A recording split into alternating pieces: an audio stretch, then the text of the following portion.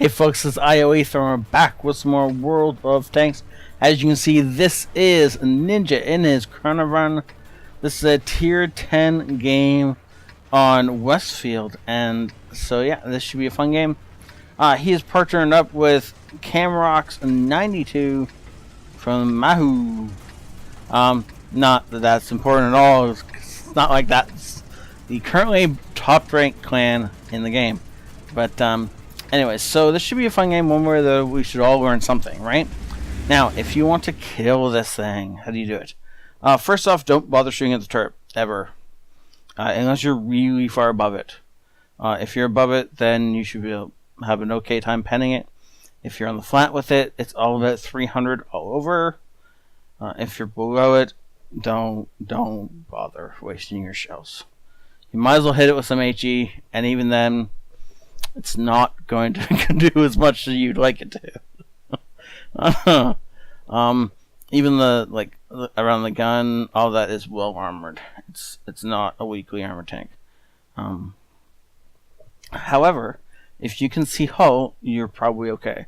If you're looking at it flat on like this, then aim for the upper glacis anywhere along here, and you'll be okay. The lower glacis is so well angled that a normal angle, first off, the base armor on the lower glacis is like 115, I believe, whereas the base armor on the upper glacis is 90. So already you don't want to be shooting at the lower glacis. But even then, because of the way it's angled, this turns out to be like 250 to 300, somewhere in that range.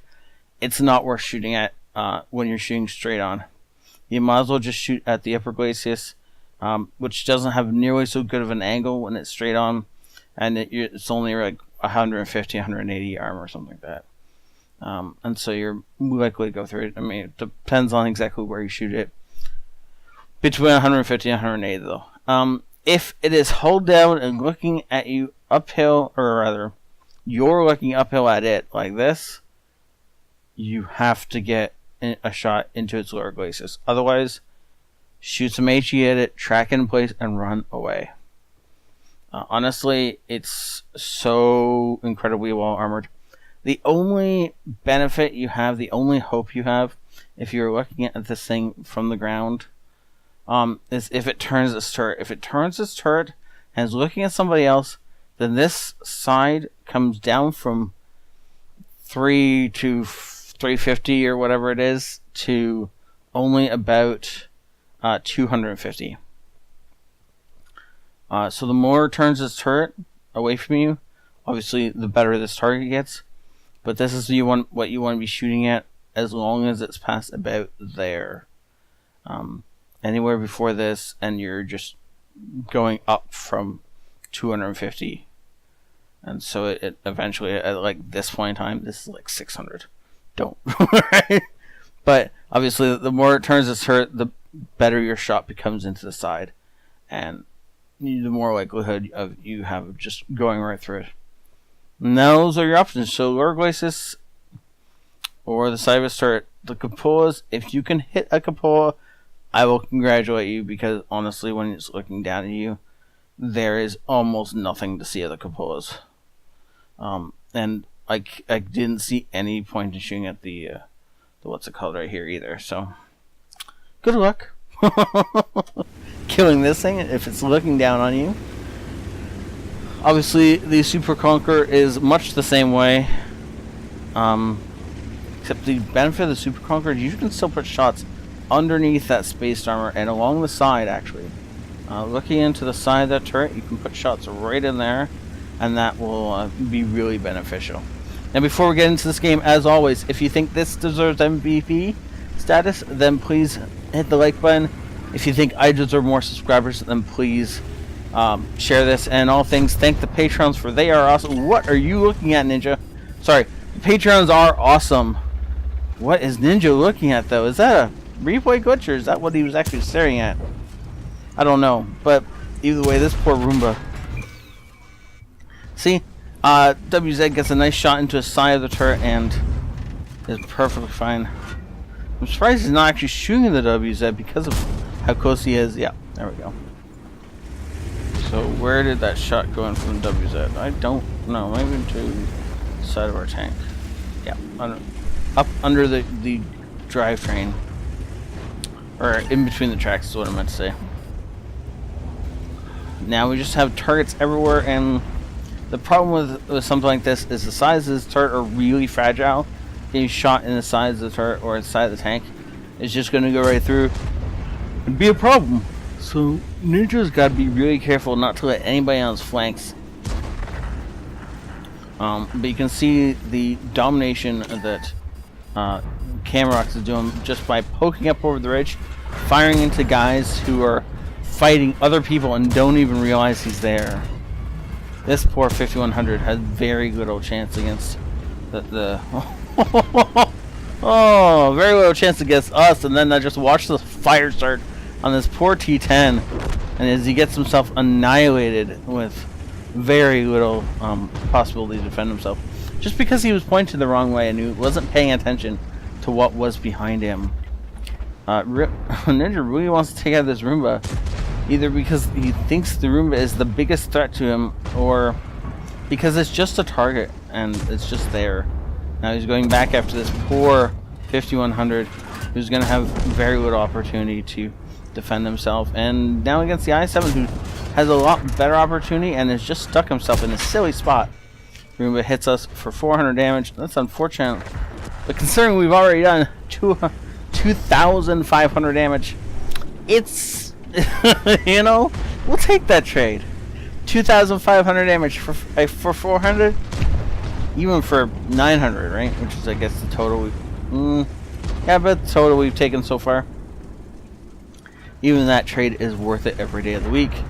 And twice on Sundays. Loading up, he's not quite going to get shells at the Roomba, but the side of an E75 is good too.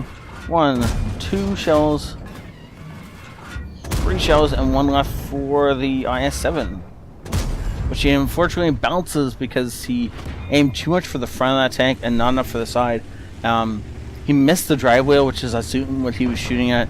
If he had hit the drive wheel, it probably would have penned and killed the IS-7. In the meantime, Kranvagn has been just annihilating all these guys over here who've been trying to flank us. Had they actually come around the side and flanked Ninja, Ninja might be dead right now. Depends on how many of the rest of his team were paying attention. I was thinking there'd be tank destroyers back here, but there isn't right now. So it's quite possible that these guys, if they'd been allowed to flank around, would have just finished us off.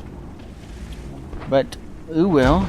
Thankfully, we have an awesome platoon mate who is in control and knows exactly what he's looking for. Unlike this T10, who's just wandered into our gun sights. Unfortunately, this tank is not incredibly accurate when firing on the move or snapshotting. So because Ninja didn't have the time to aim in right there, he missed shots he otherwise would have been able to get. That's always the dilemma with an autoloader, is you can put out a ton of shots in a really short amount of time, but if you don't spend some time aiming the first shot, then every shot after that is going to be equally bad, unless of course you stop and start aiming one of those. But it pays to take a little bit of time and aim that first shot. So Ninja has decided that he penned and tracked that T10 with that first shell, and thus put another one in just to make sure, but he can't afford to put more than 2 shells into that target because of the fact that he's blind over there. If it turns out that neither of those shells impacted, that's a significant damage reduction on his overall capabilities for this map. And considering the fact that these two guys have pumped out a ton of damage, Ninja is almost at 4,000 damage, or just, sorry, over 4,000 damage in this game. If these guys are going to have to continue carrying like this, I assume that Kranvagn is about the same. Maybe he's only at 3,000 so far. It doesn't really matter. These guys have done a ton. If they have to continue carrying, the Ninja's going to need all the ammo he has eventually. So he can't afford to be putting too many shots blind in places. And he's really concerned about taking out this IS-7, but equally he does not want to be flanked by a Yagzilla. So when our T10 swoops in and gets himself killed by the IS-7, Ninja makes sure he takes him out. Now, unfortunately, this T10 paying attention, snipes out our Pershing, and I think he should have come over that ridge entirely. He would have had at least 1 or maybe 2 free shots on Ninja without Ninja being able to do anything about it, because of course completely reloading means that we have no opportunities. But the what is our buddy? Our buddy may have been able to come in to save Ninja's butt in that case, but yep, nice shooting. So you notice that since he's firing heat shells, he made sure not to be shooting for the tracks. He's shooting for nice flat surfaces, and goes ahead and takes out the T10.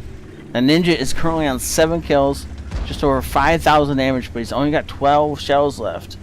So that means that from now on, every single shell has to count, because with only heat left, if he shoots at anybody's tracks or gun or observation devices or driver's hatches, there's quite a large possibility of doing absolutely nothing with one of your few remaining rounds. Now, unfortunately, this WZ is good enough. He's either really good or he's lucky enough to be able to fire at us and pull back before Ninja can aim all the way in. Now Ninja is fast enough to get over here. Now he's not going to be able to get back in time to deal with his T-54, assuming the T-54 is halfway decent. He might be able to take out the main mouse. He's going to have some problems chewing on the Super Conqueror, because of course we know the Super Conqueror is piloted by one of the best players in the game. Yeah. If he's in that clan, he's one of the best players in the game. Top 1,000 at worst case scenario, right? Considering how many millions of people play this game. Yeah. Okay, so managing to get the 8th kill, he's used 2 more for Pool's medal. I can't tell if Camrox is backing off on purpose, or if that's just how he has to play this in order to live, which he obviously wants to do.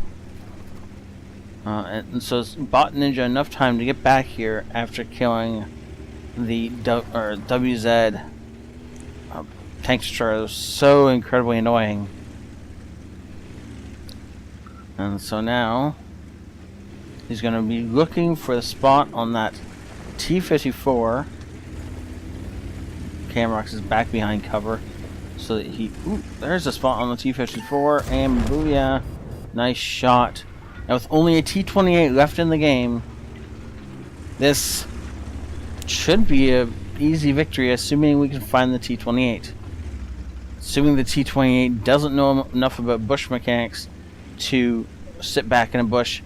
Also, assuming he's not full health. Because if he's full health, then we're going to take more of these shells than we necessarily want to.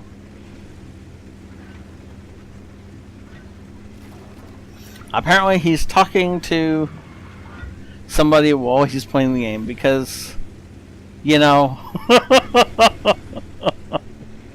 that's just how cool Ninja is. The game's on the line. He's only got 1 tank left to hunt down. Let's just start talking to friends that I haven't seen in a while, right? That's how you do it, right? Oh. Come on. So he's looking for the Pool's medal.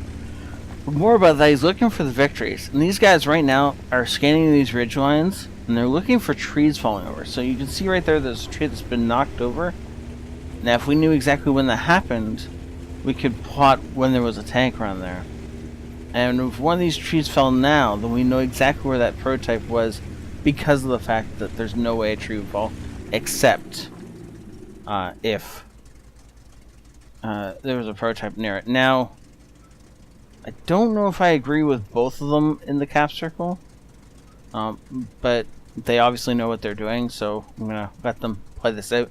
Normally, I'd like to keep one guy back here up on this ridgeline, back around here somewhere where he is in cover, but has a elevation advantage, Therefore, he can neutralize some of the elevation on this side. Because we know the prototype isn't on this side of the map. We've been running around that side of the map so much. We would have found him unless he was on this ridgeline and then crawled his way up here to fire down. Which puts him up here somewhere. I'm betting he spent most of the game right here, and now he's coming back.